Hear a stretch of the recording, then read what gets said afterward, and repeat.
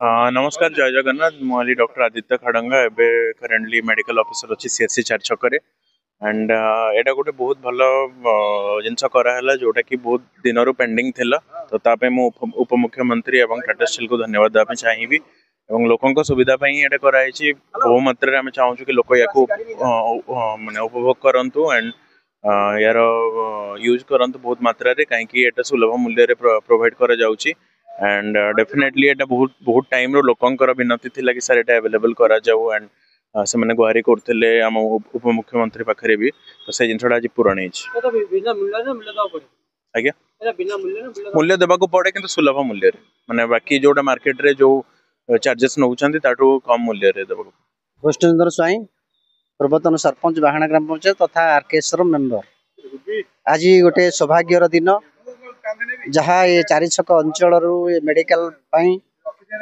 सब नवापाई मेडिकल जो दाबी रही स्वर्गरथ शेष ओडिशार नेता तथा निमापड़ार विधायक उपमुख्यमंत्री श्रीमती प्रभाती परिड़ा ये अंचल दाबी शुणिले एवं आमको एक स्वर्गरथ मेडिकल को डोनेट कले टाटा स्टील माध्यम ये स्वर्गरथ रे सुलभ मूल्य सब मेडिकल शवदाह स्वर्गद्वार एवं अलग स्थान को जापर घर को जापर तेणु ये 4 छक मेडिकल तरफ अशेष अशेष उपमुख्यमंत्री को धन्यवाद एभली एक जुगान्तकारी पदक्षेप पुणी थे बधाई जनाऊँगी आशा करुच्ची ये स्वर्गरथ को समस्त सद्व्यवहार करेंगे एवं यार फायदा मध्य समस्ते ने मेडिकल को अनुरोध करेंगे यार प्रचार प्रसार करेंगे जमी कम मूल्य लाश एठू जाइकरी स्वर्ग द्वार को जीव घर को जाई लाश दाह करा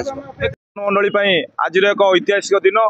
आज ये जो निमापड़ा निर्वाचन मंडली रे नेत्री श्रीमती उपमुख्यमंत्री प्रभात परिड़ा महोदय नेतृत्व नहीं आज की 40 वर्ष तल 4 छक मेडिकल अनुन्नत अवस्था थिला ताकू उन्नतीकरण करुछंती तत् सहित 4 छक अंचल जो लोक मानकर दुख थिला गोटे शव नवापाइका जो दुखित अनुसार रिक्शा रे टली रे बाहक करुले ताकू मंत्री महोदय हृदगम करी आज 4 छक अंचल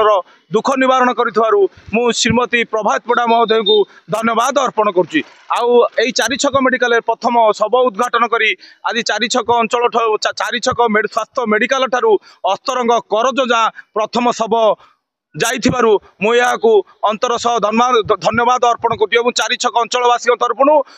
पुणी थे विनम्र प्रार्थना करी मंत्री महोदय को अनुरोध करुच्ची से अंचलवासी सदा सर्वदा एमती करुणामयी होई रही थांतु एवं भविष्य में केमिति अंचल उन्नतीकरण हम ता प्रति दृष्टि आकरण करथंतु। जय